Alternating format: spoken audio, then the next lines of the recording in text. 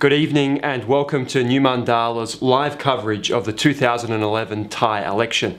We're coming to you from the Hedley Bull building, which is part of our Australian National University College of Asia and the Pacific. It's great that you've been able to join us tonight. We've got a team of people here who are going to be doing their best to keep you up to date with the results and with the implications of those results over the next few hours.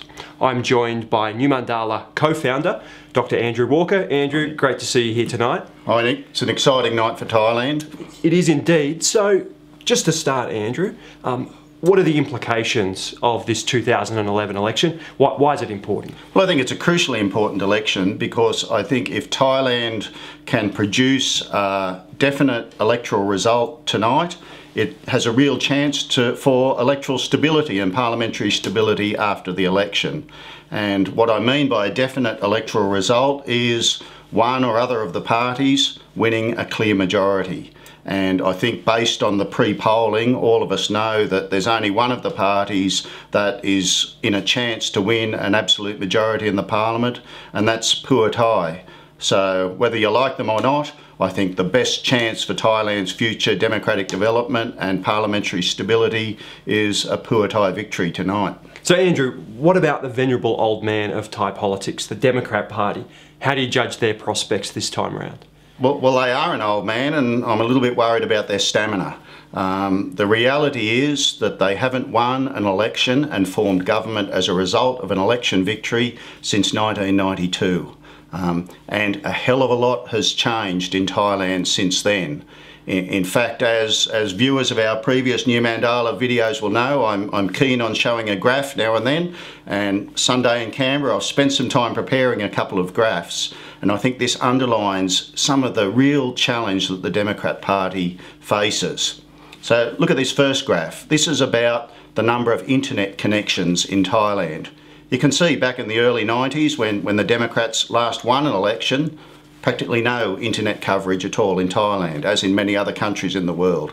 Now, up to around 17 million or 18 million internet connections. Wow. This is a profound transformation in the way in which people in Thailand access information and connect to each other and connect to the world. And this transformation is underlined when we look at this next graph, when we see an even more dramatic picture. This is the number of mobile phone accounts in Thailand, and as you can see, it's risen dramatically to the point where there's now more than 90 million. There's more mobile phone accounts in Thailand than there are people in Thailand.